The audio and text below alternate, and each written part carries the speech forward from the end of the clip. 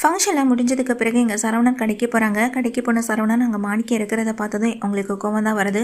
கூடவே பழனி வேலும் போகிறாங்க. பழனி வேலு சரவணன் இவங்க எல்லாரும் தன்னுடைய வேலையை பார்த்துக்கிட்டு இருக்க. என்ன தம்பி இங்கே எல்லாரும் நல்லபடியாக ஃபங்க்ஷன்லாம் முடிஞ்சிச்சான்னு சொல்லி கேட்க, அதெல்லாம் முடிஞ்சிச்சுனே அப்படின்னு சொல்லிட்டு இருக்காங்க. எங்கள் பழனியும், என்ன மாப்பிள்ள என்னாச்சு, ஏன் ஒரு மாதிரி இருக்கிய? ஆமாம் உங்கள் தம்பிக்கு கிஃப்டெல்லாம் கொடுத்தியான்னு எனக்கு மயில் சொன்னால் ரொம்ப சந்தோஷம் தெரியுமா அப்படின்னு சொல்ல, ஏன் தம்பி நீங்கள் எதுவுமே கொடுக்கலன்னு சொல்லிட்டு எங்கள் பழனியை பார்த்து கேட்குறாங்க. பழனிக்கு டக்குன்னு முகமே ஒரு மாதிரி ஆயிடுது. அதானே உங்ககிட்ட எங்கள் கையில் காசு இருக்க போகுது, இங்கே இந்த கடையில் வேலை பார்த்ததுக்கான பணத்தை கொடுத்தா தானே.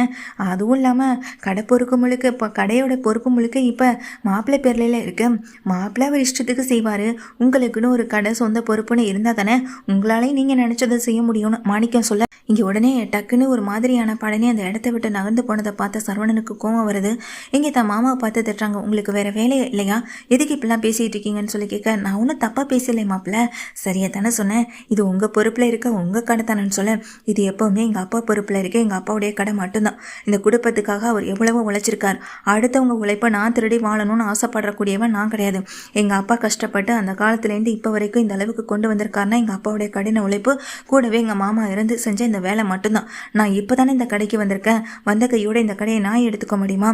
அப்படியே எனக்குன்னு எந்த வேலையை நான் ஏற்படுத்திக்கிட்டாலும் இங்கே செந்தில் மாதிரியும் கதிர் மாதிரியும் எனக்குன்னு தனியாக ஒரு வேலையை ஏற்படுத்துவானே தவிர எங்கள் அப்பாவுடைய வேலையில் என்றைக்குமே குறுக்க வரமாட்டேன். இனிமேல் இந்த பற்றி இந்த கடையில் ஏதாவது பேசுனீங்க அப்புறம் நான் மனுஷனை கூட இருக்க மாட்டேன்னு சொல்லி திட்டவும் செய்கிறாங்க.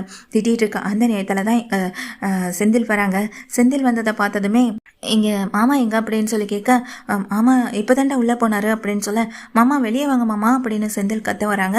கத்துற உடனே எங்கள் கண்ணை தொடச்சிட்டு பழனி வந்துட்டு வெளியே வராங்க.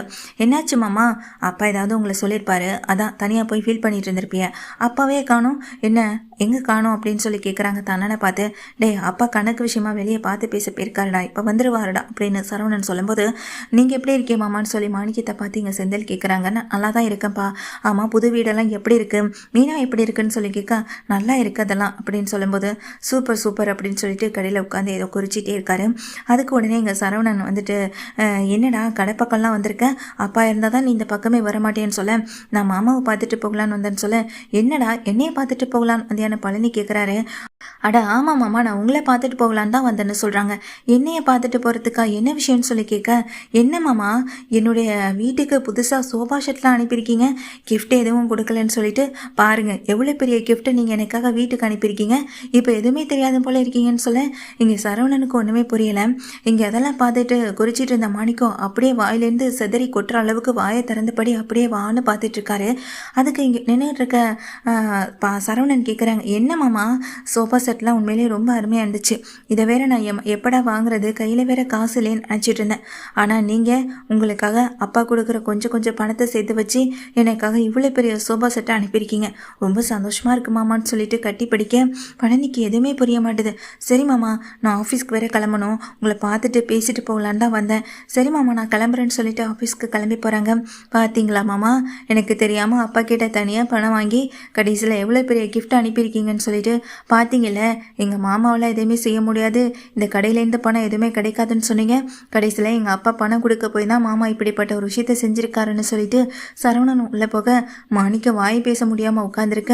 பழனிக்கு ஒன்றுமே புரியலை, நான் எதுவுமே செய்யலை, ஆனால் செந்தில் எதுக்காக இப்படி வந்து சொல்லிட்டு போகிறான்னு தெரியலையேன்னு நினச்சிட்டு அப்படியே நின்றுட்டு இருக்காங்க எங்கள் பழனி எதுவுமே புரியாமல் வீட்டுக்கு கிளம்பி போகிறாங்க. அக்கா தலையை வலிக்குதுக்கா கொஞ்சம் காஃபி கொண்டு வான்னு சொல்ல காஃபி கொண்டு வந்து கொடுக்குறாங்க. டே பழனி என்னடா வீட்டுக்கு வந்திருக்க, இந்த நேரத்தில் கடையில் எல்லாம் இருப்பேன்னு சொல்ல, இல்லைக்கா செந்தில் தான் என்னை பார்க்க வந்தான் அப்படின்னு சொல்ல, செந்திலா எதுக்கு, அவன் எதுக்கு கடைக்கு வந்தான்னு சொல்லி கேட்க, இல்லைக்கா நான் ஏதோ சோஃபா செட் அனுப்பியிருக்கேன் அதனால என்னை பாராட்டிட்டு போனான்னு வந்தாக்கா அப்படின்னு சொல்லும்போது, அதுவாடா அப்படின்னு சொல்கிறாங்க. என்னக்கா அப்போ உனக்கு விஷயம் ஏற்கனவே தெரியுமான்னு சொல்லி கேட்க, உள்ளே இருந்த சுகன்யா என்ன இவர் பேச்சு குரல் கேட்குதுன்னு சொல்லிட்டு வெளியே கிளம்பி வராங்க. எனக்கு தெரியும்டா அப்படிங்கிறாங்க. என்னக்கா சொல்கிறேன்னு எங்கள் பழனி கேட்க, ஆமாண்டா நான் கதிருக்கு செந்திலுக்கு அப்புறம் சரவணனுக்கு எல்லாத்தையுமே செஞ்சுட்டேன். செந்தில் அவன் வாழ்க்கையை பார்த்துட்டு போயிட்டான், கதிர் அவனுக்குன்னு புதுசாக ஒரு வேலையை ஏற்பாடு பண்ணிக்கிட்டான், ஆனால் சரவணனுக்கும் கூட அன்னைக்கு நான் அவனுக்காக ஒரு இடம் இருக்குது அதனால் அவனுக்குன்னு நான் ஏதாவது செஞ்சிருவேன்னு சொல்லிட்டேன். ஆனால் நம்ம பழனிக்குன்னு என்ன இருக்குது, பழனிக்காக நம்ம ஏதாவது செய்யணும்னு சொல்லிட்டே இருந்தார், உனக்காக புதுசாக கடை ஆரம்பிக்கணும்னு கூட நேற்று பேசிக்கிட்டு இருந்தார், அதுவும் இல்லாமல் நீ ஏதோ செந்திலுக்கு கிஃப்ட் பண்ணணும்னு சொல்லி பணம் கேட்டுட்டு இருந்தியா, அந்த பணத்தை அங்கே செந்தில் மேலே இந்த கோவத்தால் உங்ககிட்ட கொடுக்கலன்னு சொல்லிட்டு இருந்தாரு. அதான் உனக்கே தெரியாமல் எங்கள் கடைக்கு போயிட்டு ஃபர்னிச்சர் சாமான் எல்லாத்தையும் வாங்கி அனுப்பிவிட்டேன்னு சொல்லி இப்போ தான் எனக்கு ஃபோன் பண்ணாருடா. அதான் அதை பார்த்துட்டு தான் செந்தில் உங்ககிட்ட வந்து பேசியிருப்பான். நீ அனுப்புனதான் இருக்கட்டும்னு சொல்லி உன் பேரை சொல்லி தான் அனுப்பி விட்டுருக்காரு. நீ கவலைப்படாத பழனி, நீ இன்னும் எத்தனை நாளைக்கு அந்த கடையில் இருக்க போகிற? இன்னும் கொஞ்ச நாள் தான் சொல்ல என்னக்கா சொல்கிறேன்னு அதிர்ந்து போய் கிளம்பி நிற்கிறாங்க பழனியும். ஆமாண்டா, நீ எதுக்கு இப்போ கண்கலங்குற? உங்கள் மாமா உனக்காக செய்கிறாரு. எல்லாரையும் விட நீ தான் அவருக்கு மூத்த பிள்ளைன்னு நினைப்பு. நேற்று உன்னை பற்றி மட்டுமே தாண்டா அவர் அதிகமாக கவலைப்பட்டார். மற்ற பசங்களை விட அவர் கவலைப்பட்டதை விட உனக்காக அவர் கவலைப்பட்டு பேசினதாண்டா அதிகம். அவரை நினச்சி நான் சந்தோஷப்படுறதா கவலைப்படுறதா கோவப்படுறதானே எனக்கு தெரியல. ஆனால் உனக்காக சீக்கிரமாக ஒரு கடையை ஓப்பன் பண்ணி கொடுக்குறேனே அவர் சொல்லியிருக்காரடா அப்படின்னு சொல்லிட்டு இருக்காங்க எங்கள் பழனிக்கிட்ட. பழனி இதை கேட்டு கண்கலங்கி உள்ளே போக சுகன்யாவும் இதெல்லாம் கேட்டுட்டு உள்ளே போய் உட்காந்துருக்காங்க. பழனி போய் உட்கார, அக்கா சொல்கிறது எல்லாத்தையும் இப்பயுமா நம்பிட்டு இருக்கிய? உங்களை ஏமாளித்தனமாக பார்த்துட்டு இருக்காங்க. பார்த்தீங்களா, உங்ககிட்ட கையில் பணத்தை கொடுத்து நீங்களே ஏதாவது வாங்கி கொடுங்கன்னு சொல்லியிருக்கணும். அனாவசியமாக நீங்கள் ஏதாவது செலவு பண்ணிடுவீன்னு தான் அங்கே அவரே போய் பணத்தை எல்லாம் எடுத்து ஏற்பாடு பண்ணி சோஃபா செட்டு ஃபர்னிச்சர் ஜாமான்னு எல்லாத்தையுமே அங்கே அனுப்பி விட்டுட்டு நீங்கள் அனுப்பினதா இருக்கட்டும்னு தற்பெருமை வேற பீத்திக்கிறாரு. இதுக்கெல்லாம் நீங்கள் நம்பி ஏமாந்துடாதீங்க. உங்களை நம்பி ஏமாத்திடுவாங்க.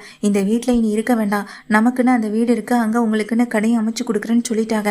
இப்போ தான் கொஞ்சம் கொஞ்சமாக என் வழிக்கு வந்தார். இடையில இவங்க அக்கா வேற பேசி மனசை கலைக்கிறாங்களே நினச்சிட்டு சுகன்யா இந்த மாதிரியெல்லாம் பேசிக்கிட்டு இருக்கும்போது, போதும் நிறுத்து சுகன்யா, என்னுடைய நல்லதுக்கு எது என்னது எது எப்படி இருக்குன்னு எங்கள் வீட்டில் இருக்கவங்க எனக்காக செய்வாங்க. நான் கூட நீ சொன்னதை நம்பி ஒரு நிமிஷம் அவங்க மேலே கூவப்பட்டுட்டேன். ஆனால் இங்கே வந்து கேட்டதுக்கு பிறகு அக்கா சொன்னதுக்கு அப்புறம் தானே புரியுது. இதுக்கப்புறமா இதை பற்றி எதுவுமே நீ என்கிட்ட பேசாத சுகன்யா. என் மாமாவுக்கு தெரியும், என் மச்சானுக்கு தெரியும், ஏன் மச்சானுக்கு தெரியும் எப்போ எனக்கு எந்த மாதிரி கடை வச்சு கொடுக்கணும்னு. அதை அவர் நல்லாவே பார்த்து செய்வார். நீ தேவையில்லாமல் எதையும் போட்டு குழப்பிட்டுலாம் இருக்க வேண்டாம். நீ எவ்வளவு தான் நினச்சாலும் தலைக்கீழாக நின்னாலும் நான் அந்த வீட்டுக்கு வந்து வாழ போகிறதும் கிடையாது. என் அண்ணனுங்க அமைச்சு கொடுக்குற கடையை நான் வச்சுக்க போகிறதும் கிடையாது. அவங்க எவ்வளோ பெரிய கடையை அமைச்சு கொடுத்தாலும் சரி, எனக்கு அது வேண்டாம். என் மாமா என் மச்சான் எனக்காக ஒரு பொட்டி கடையை அமைச்சு கொடுத்தாலும் அதில் நான் சந்தோஷமாக நான் என் வாழ்க்கையை தொடருவேன். எனக்கு அந்த நம்பிக்கை இருக்குது அப்படின்னு சொல்லிட்டு பழனி அங்கேருந்து கிளம்பி வெளியே போக சுகன்யாவுக்கு பயங்கர கோவம். இப்படி ஒரு விஷயம் நடக்கும்னு எதிர்பார்க்காத சுகன்யா அப்படியே கதி கலங்கி நிற்கவும் செய்கிறாங்க. அப்போ தான் கோமதி வராங்க. என்னடி, என் தம்பிக்கு தூபம் போட்டு அனுப்பிட்டியா அப்படின்னு சொல்லி கேட்க, என்ன தாச்சி இப்படிலாம் பேசுறீன்னு சொல்லி கேட்க, ஏய் நீ பேசுனது எல்லாத்தையுமே நாங்கள் கேட்டோண்டி அப்படின்னு சொல்கிறாங்க.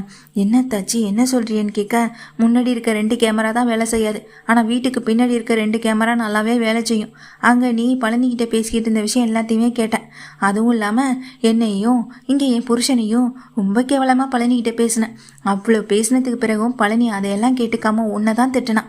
இதெல்லாம் பார்த்ததுக்கு பிறகு எப்படி நாங்கள் அமைதியாக இருப்போம்? எங்கள் தம்பிக்காக செய்ய வேண்டியதை நாங்கள் தாராளமாக செய்வோம். நீ கவலைப்படாத, எங்கே போனாலும் உனக்கு கிடைக்க வேண்டிய மரியாதை இனி கிடைக்கும் அப்படின்னு சொல்கிறாங்க. சொல்லிட்டு அவங்க பாட்டுக்கு போக எங்கள் சுகன்யா அவமானப்பட்டு நிற்கிறதா மிச்சம். பழனி அழுது கண்கலங்கியபடி தான் அங்கேருந்து கிளம்பி போகவும் செய்கிறாங்க.